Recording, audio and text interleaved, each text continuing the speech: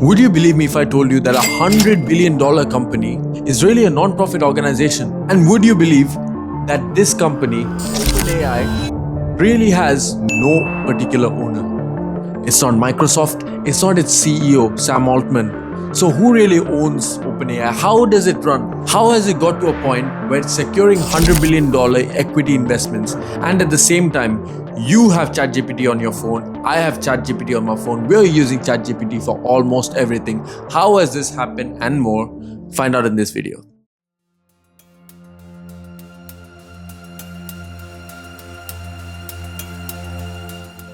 So let's run it back to 2015 when OpenAI was started as a simple non-profit organization. Its only mission was to build safe AGI, which means artificial general intelligence. All they wanted to do at that point was serve humanity, give them the tools to use advanced AI to help with education, with health, and menial processes to improve life. So how did they, from becoming just a non-profit organization, not even a startup may I add, how did they become this company that is receiving $100 billion in investments? From 2015, we must move 4 years down the line to 2019 to see the first revolutionary change in OpenAI's structure.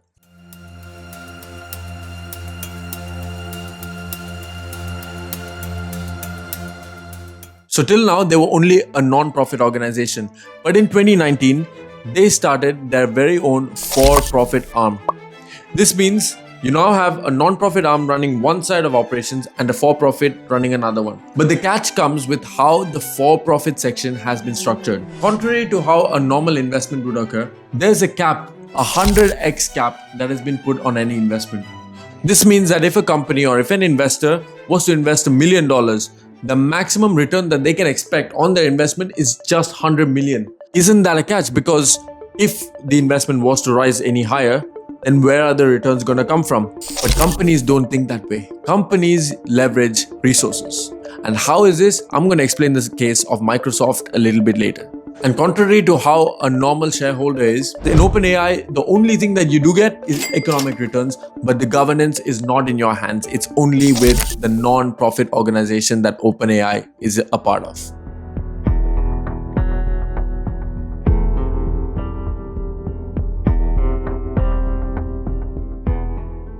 Now, this might surprise you when you hear that Microsoft, despite all this, have invested $13 billion into OpenAI. Despite the 100x cap, despite the potential downsides that come with investing in OpenAI. Yet, why do you think Microsoft would have invested in OpenAI?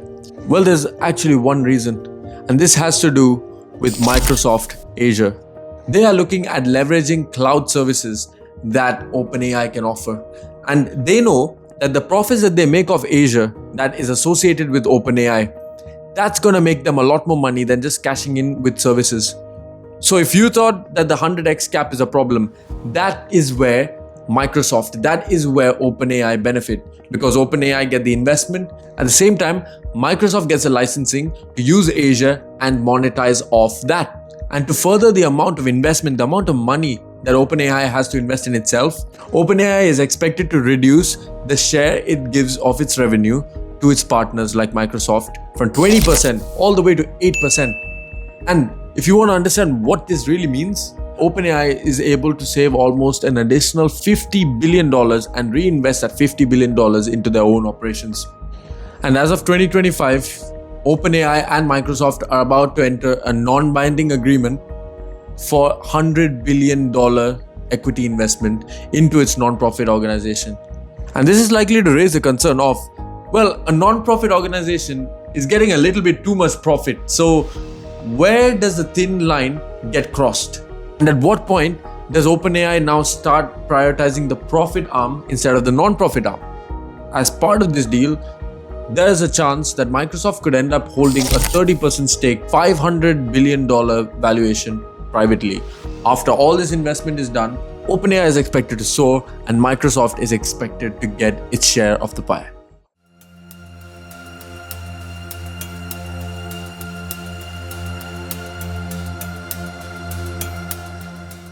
We know that in 2022, OpenAI's revenue was about $200 million. In 2023, it was just $1.6 billion. In 2024, this rose to $3.7 billion. And in 2025, It's expected to annualize up to $12 billion. So why is OpenAI getting these quotations of $100 billion equity investment when their revenues haven't even touched that $100 billion before? It's more to do with what OpenAI is going to become. Think about it. AGI is pretty much all we talk about these days, or in other words, AI.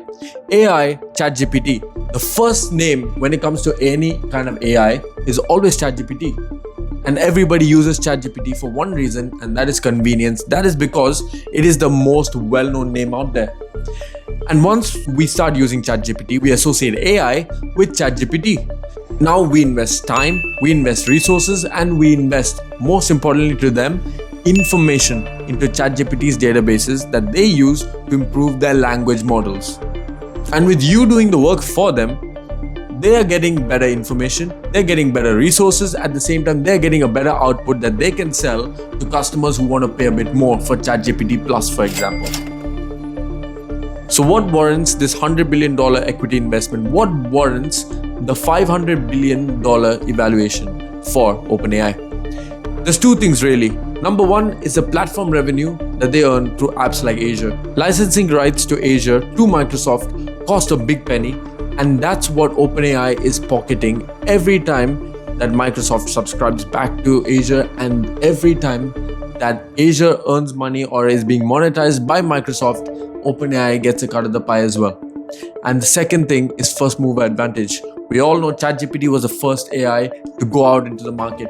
That was the one which caught all of our attentions. ChatGPT and OpenAI have profited so much to the point that they are one of the most valuable companies in the world.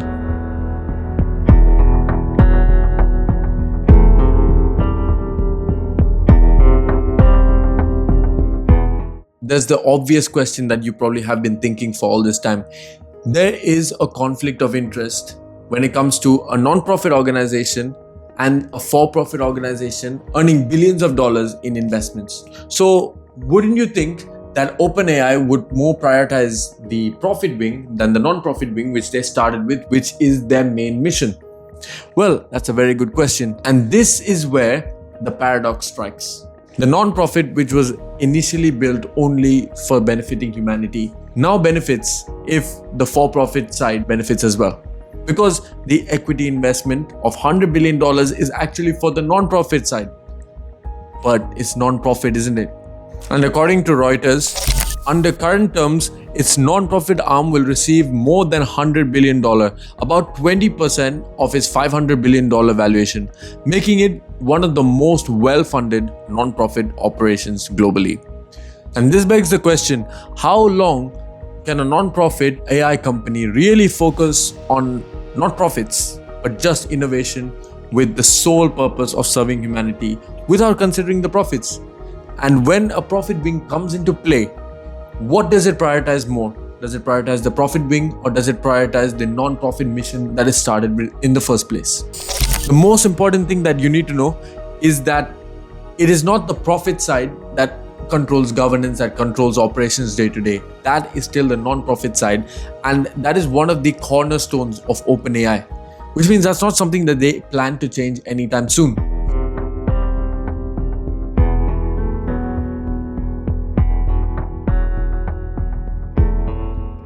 Probably the worst that could come out of what could happen in the future with OpenAI and with general tech companies, with companies that operate in the Silicon Valley, it usually does end up being this scenario. And this is really when the non-profit model fails. This is when they do actually shift their focus from non-profit to profit, which means they lose one of their big differentiators. So why they got all this investment is primarily because they serve as a non-profit organization. Let this get out into the public. Let everyone know that they were a non-profit and then they turned into a profit company. This is going to take away a lot of shine, a lot of brilliance that comes with OpenAI, that comes with ChatGPT per se. With the amount of users that ChatGPT has, a hit to ChatGPT could mean a huge hit to OpenAI, its primary product. So this is OpenAI's story. You would not have expected that one of the biggest companies, one of the most valuable companies in the world that operates in AI, that operates in the Silicon Valley, is actually a non-profit organization and at the same time, it doesn't even have one particular owner.